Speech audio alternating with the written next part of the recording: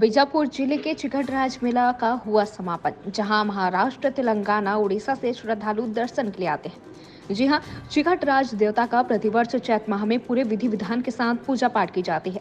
यह मड़ई मेला 3 दिनों तक मनाया जाता है। यहाँ रविवार से ही दूर दराज के देवी देवताओं का आगमन होता है। सोमवार से सभी 27 देवी देवताओं की पूजा पाठ कर मंगलवार को सभी दूर दराज से आए देवी देवताओं का मेल मिलाप के पश्चात टिकटराज देवता के प्रांगण में मड़ई मेला का आयोजन किया जाता है।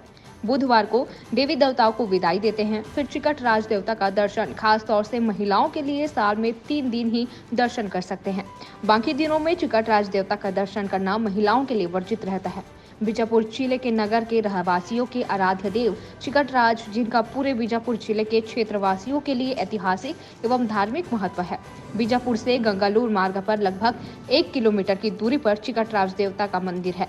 चिकटराज देव 6 से 7 फुट लंबे बांसनुमा आकार के एक काष्ठ में विराजमान है। मंदिर के आगे यत्र तत्र गणेश, विष्णु, शिव, लक्ष्मी आदि देवी देवता की प्राचीन शिल्प मूर्तियां स्थापित की गई हैं। वहीं प्रतिवर्ष चैत्र नवरात्र के रामनवमी के बाद आने वाले प्रथम मंगलवार को यहां मेले का आयोजन होता है।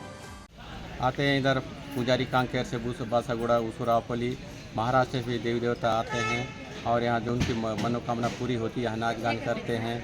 पूरे उनके जो जितने परिवार हैं चिकटराज बाबा के जो सगा संबंधी भी हैं, आप गंगालूर क्षेत्र से हो गया, कोटेनाथ क्षेत्र से भी, पूरे बस्तर से भी पूरा देवी देवता आके यहाँ नाच गान करते हैं। लगता है मेला 3 दिन का लगता है। इस बार हम लोग रामनवमी के बाद 21, 22, 23, 24 को विदाई है। उसमें पूरे क्षेत्र के देवी देवता आके नाचते हैं। पूरे ग्रामीण यहाँ पे कई माने आते हैं, माने अपना संस्कृति रीति रिवाज के अनुसार यहाँ 3 दिन का भरपूर मेला लगता है।